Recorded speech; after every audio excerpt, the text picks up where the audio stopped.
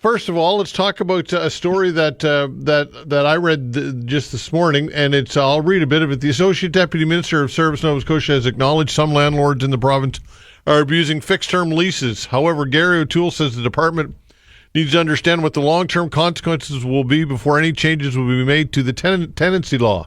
What are your thoughts on this? Well, I don't know what they need to study to find out the long-term consequences. The reality is that this loophole of fixed-term leases has resulted in a 28% increase in rents year over year when we have a 5% increase. And really what it's doing at this point is driving people out of the province. I mean, people can't find a stable place to live. A third of the people who live in Nova Scotia are renting. And so, I think yesterday we had Dow Legal Aid, we had lawyers who are dealing with this day in, day out, MLAs are too, saying this system doesn't work. You're not keeping people here who we need. And they're the people who can't afford the fancy condos going up, but who are working in our, in our shipyard, in our restaurants, across our city, and they can't afford to live here. So it's a real problem, and we constantly get this language about balance. Mm-hmm. But the deputy couldn't give an example of what that means, Todd. What's the unintended consequence of making sure that in the situation we have now, where it's been recognized that prices are out of control, we need a rent cap. What's the unintended consequence of actually enforcing that and making sure people can afford a place to live? They didn't have any answers. I think it's because there are people advising the premier who benefit from being able to increase their rents. So it's a difficult situation, and it's one this government has very stubbornly refused to move on. Okay, I guess in speaking with property owners, and I'll chat with Kevin Russell tomorrow, the Property Owners Association spokesperson. But going off memory now, but what they say is that this does not allow them any flexibility when it comes to tenants, and they need some flexibility when it comes to operating their businesses and their properties. I'm not sure exactly if that encapsulates what they mean, but anything to that? Yeah, listen, costs have gone up for everyone. And, Kevin Russell is a great spokesperson for folks whose livelihood is tied up with renting property. But the reality is we have a rent cap. And the whole idea of fixed-term leases is it's for seasonal workers, it's for short-term stays, maybe it's for students, and that's just not how it's being used. Like, the evidence is clear. So either we have a system where we have a better rent control system, as they do in many other provinces, so that we don't need the fixed-term lease thing anymore. Real rent control would mean that Kevin's members could apply to the tenancy board if they have to raise the rents beyond the guidelines. They could apply, if they need, as he often argues, and, truthfully, I'm sure, if you need a new heating system or you need a new roof, you go to residential tenancies and you say, this guideline doesn't work. I can't make the numbers work. We need to do these capital investments. We need to charge more. That's fine. Of course, people need to, you need to come out in a positive in market housing at the end of the day. But people need a place to live. So we need to figure out a system where that works. We need more non-market housing, which you and I have talked about in the past.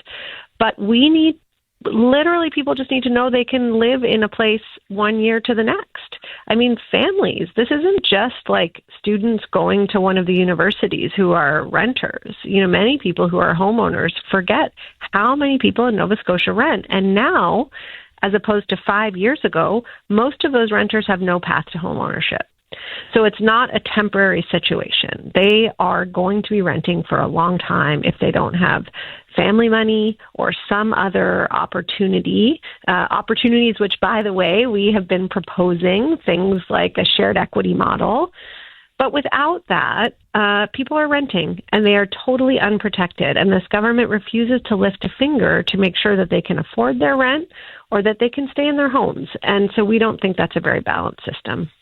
All right. How about enough human resources at residential tenancies or the tenancy board or whatever in order to adjudicate some of these situations? I think that everybody would agree that could be advantageous for everybody involved to have a robust system in place. What are your thoughts? Well, this government went so far as to commission a study on implementing a residential tenancy enforcement unit. And in that study, which, went from the premise that they were going to actually do it, they estimated $1 million a year. And looking at the way that this government spends money, this government has foregone 10x that with, the bridge tolls and hospital parking, everything else. $1 million a year. We could staff up appropriately. We could be adjudicating issues. We could be bringing that balance. So absolutely, I think there's a number of steps this government could take to help renters in this province, and they've taken none of them. The only concrete change that we have seen is to shorten the period for evictions. So we really, really have a lack of balance.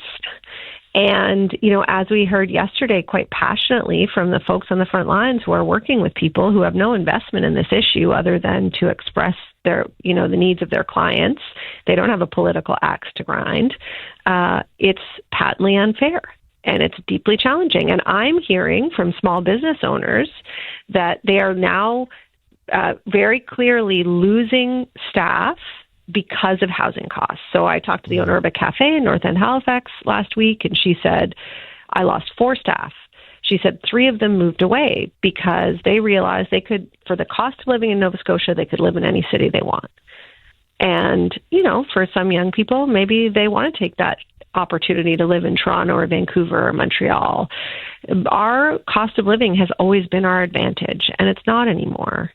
And I think the government really needs to wake up and pay attention to that, because not only are they not changing these rules, they're not even taking money on the table for housing from the federal government. So I'm not sure who the advisors are, but I don't think they're giving this government very good advice. All right, let's talk about the federal government and the Bill of Rights, which you mentioned. Tell us more about that, and what do we need to do to get that money? Well, I think what we need to do is probably sign on the dotted line, Todd, but there's an infrastructure fund to enable housing. Every province in the Atlantic provinces has signed on to get that money in the last few months, except for Nova Scotia. The majority of provinces in Canada have signed on. Originally, that was contingent on supporting a renter's Bill of Rights. This government has refused to endorse that, which I think lays very clearly out some of the arguments I was just making. They're making for themselves. They're saying we don't want to go so far as to saying that we endorse renters' ability to live in an affordable home, to have basic protections. So I think that's something people should set up and take notice of. But yesterday committee, we heard, it might not even be contingent on that anymore. And what we're seeing here is a continuation of what we've seen through the entire Houston government, which is a government that doesn't cooperate very well with seemingly anyone at the federal level. They left childcare on the table, money on the table for over a year.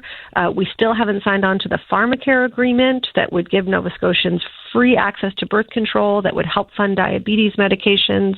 We are leaving money on the table with Ottawa all the time. This is the latest example, and this is money that could be used to make Nova Scotians' lives better. We are very likely facing an economic downturn, this is all funding that helps us with our priority areas: housing, healthcare. We can't seem to sign a deal.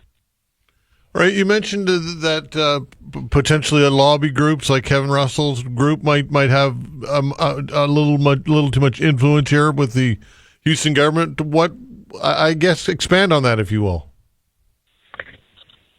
Well, listen, all I can do is, Kevin Russell is a dogged advocate for, investment property owners in the province. And, that's great. He's going to make those arguments.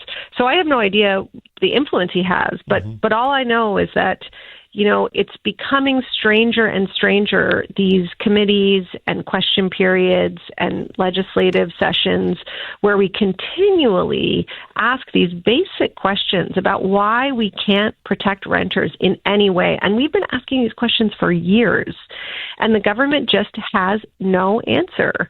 And so I have to think that they, have decided that whoever is talking to them about the needs of property investors to have a healthy profit, those voices are louder than the people advising them that people need a safe, affordable place to live year over year, or that's going to have also an impact on our economy. We already have a human resources problem. And so, I can't speak to it further than that, Todd, but it's becoming more and more difficult to understand why they're making the decisions they're making, because they don't have any excuse for it.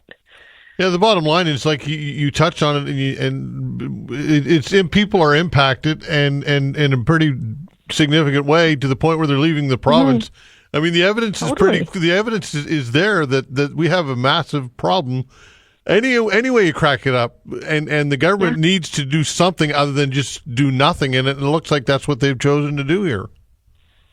Absolutely, and they'll say they're building, and they're building, but the people who are leaving are the people who can't afford those units. Yeah. I mean, and that's not speculation. The proof is in the leaving, right? And so our population is flat. We're not going to have the tax windfall we've had over the last several years of the Houston government, and they're going to have to figure out how to keep people here. They're going to have to figure out the labor force issues we have, and all of that comes back to cost of living, and at the center of that cost of living are housing costs.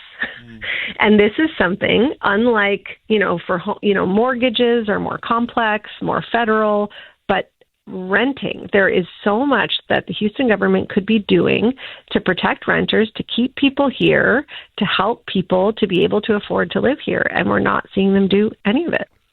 Yeah, and ironically, the people building often can't afford what they're built to live where the properties that they're constructing. That's irony at its 100%. best. Yeah, for sure. Absolutely. Yeah. Okay, Claudia. Listen, appreciate your time as always. Thanks so much. We'll do it again. Thanks so much. All right.